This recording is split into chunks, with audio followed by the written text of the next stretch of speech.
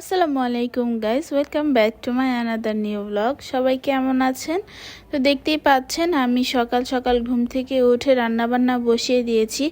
যেহেতু ঈদ ঘরের একদম কিনারে চলে এসেছে, তাই ঘরের অনেক কাজ বাকি, অনেক কাজ জমে গিয়েছে। সবগুলো তো একবারে করা সম্ভব না, তাই একটা একটা করে প্রত্যেক দিন করে রাখার চেষ্টা করছি। আমার 3 বাচ্চা নিয়ে আমার কাজগুলো গুছিয়ে উঠতে অনেক কষ্ট হয়, বাট কিছু করার নেই। পরিষ্কার পরিচ্ছন্নতা যেহেতু ইমানের অঙ্গ এবং অপরিষ্কার অবস্থায় তো আর থাকতে পারবো না, তাই হচ্ছে সব কিছু একটু কষ্ট হলেও গুছিয়ে নেওয়ার চেষ্টা করছি। সেদিন রান্না করেছিলাম ডিম ভুনা, তারপর পাঙ্কাশ মাছ আর হচ্ছে পেঁপে ভাজি। সব কিছু মিলিয়ে রান্নাটা ঝটপট করে করার জন্য আমি চেষ্টা করছিলাম, কারণ নয়তো খুব সমস্যা হয়ে যাবে। তো ফ্রিজ যেহেতু পরিষ্কার করব, ফ্রিজ থেকে চিকেন বান তৈরি করার জন্য কয়েক পিস চিকেন রেখে দিয়েছিলাম। তো সেইগুলো একটু আদা রসুন দিয়ে সিদ্ধ করে নিয়েছি এবং গুঁড়ো ছিল, দুধ ছিল, সব কিছু বের করে নিয়েছি পায়েস রান্না করার জন্য। ফ্রিজটা একদম খালি করে ফেলছি আসলে। তো এখানে আমার রান্নাবান্না সব শেষ, দেখতেই পাচ্ছেন, আপনাদেরকে সবার সাথে শেয়ার করছি। সংসারের সব কাজের মধ্যে রান্নাবান্নাটা বড় একটা পার্ট। এটা কমপ্লিট হয়ে গেলে আর টেনশন থাকে না আসলে। তো দেখতে পাচ্ছেন আমি কিচেনের অনেক জিনিস গুছিয়ে ফেলেছি। এখন একটু খাতা কলম নিয়ে বসেছি মাসের বাজারটা লিস্ট করে ফেলার জন্য। ঈদের আগে আমি সব কিছু গুছিয়ে ফেলার চেষ্টা করব, যেন ঈদের দিন বা ঈদের পর থেকে আমি আরাম করতে পারি।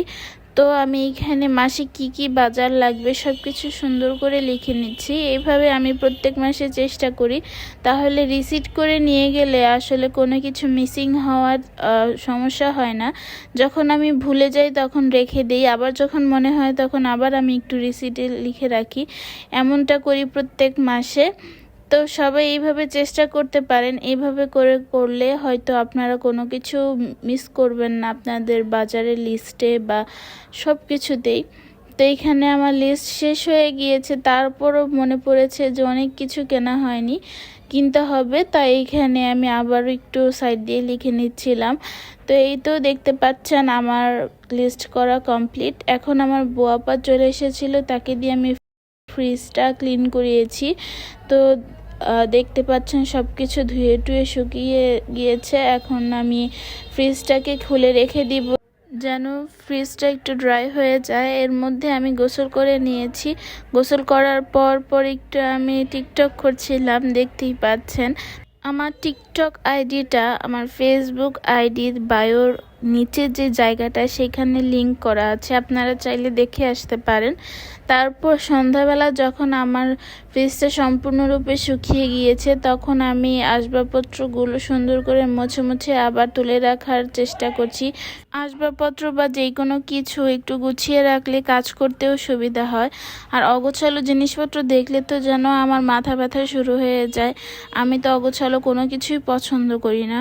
তো ফ্রিজের নিচের থাকটা গোছানো হয়ে গিয়েছে, এখন আমি অন্য থাকগুলো গুছিয়ে নিব। এখানে হচ্ছে মধু ছিল, কিছু কিশমিশ ছিল, সেগুলোকে গুছিয়ে রাখলাম। বাসায় একদম অল্প পরিমাণে কিছু কাঁচা সবজি ছিল, সেটাকেও আমি সুন্দর করে ড্রয়ারে রেখে দিচ্ছি। তারপর হচ্ছে ফ্রিজটাতে পানি টানি সব কিছু সুন্দর করে গুছিয়ে রাখার পর এখন আমি উপরের থাকটা সুন্দর করে ক্লিন করে নিয়েছিলাম।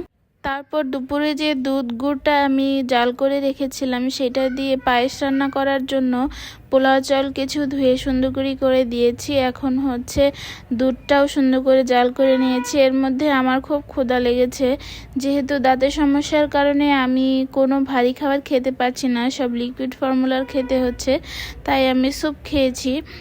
তারপর মাসের বাজারগুলো চলে এসেছে। আমার ভাইয়ার দোকান থেকে আসলে আমি সব কিছু সবসময় কিনি, তো সেইগুলোকে সুন্দর করে আবারও গুছিয়ে রাখছি। এইখানে মসুর ডাল, সব ধরনের ডাল, পোলার চাল ঈদের একটু কিনে রাখার চেষ্টা করেছি। ঈদের পর যেহেতু মেহমান আসতে পারে, তাই ঈদের আগেই আমি সব কিছু অ্যারেঞ্জ করে ফেলেছি। তো এখানে ডিম ছিল, সেগুলোকে আবার ফ্রিজে সুন্দর করে আমি সাজিয়ে রেখেছি। কাজ করতে করতে মনেই ছিল না আমার দাঁতের ব্যথার যে ওষুধগুলো, সেগুলো আনতে মনে নেই। তো তারপরে আমি আবার বোরখা পরে দৌড় দিলাম ওষুধ নিয়ে আসার জন্য। তো মেয়ে মানুষের জীবনটাই হয়তো আসলে এরকম, একটা রেখে আরেকটা সংসারের প্রতি সারাটা জীবন খেটে যেতে হবে। আপনি যত বড়লোক হন না কেন, যত পড়ালেখা করেনই না কেন, দিন শেষে আপনার পাকের ঘর নিজের সংসারে সময় দিতেই হবে। এতে যেমন এক কাজ করতে এসে আমি আরেক কাজ করছি, এখান থেকে কিছু সুন্দর সুন্দর প্লেট, ডিশ ওয়াশার, তারপর সব কিছু কিনে নিয়ে গিয়েছি। তো এই ছিল আজকের ভিডিওটা। আশা করি সবার ভালো লেগেছে। ভালো লাগলে অবশ্যই লাইক, কমেন্ট, শেয়ার করে পাশে থাকবেন এবং নতুন ভিডিও পাওয়ার জন্য আমার আইডিটাকে ফলো করে দিবেন। সবাইকে আল্লাহ হাফেজ।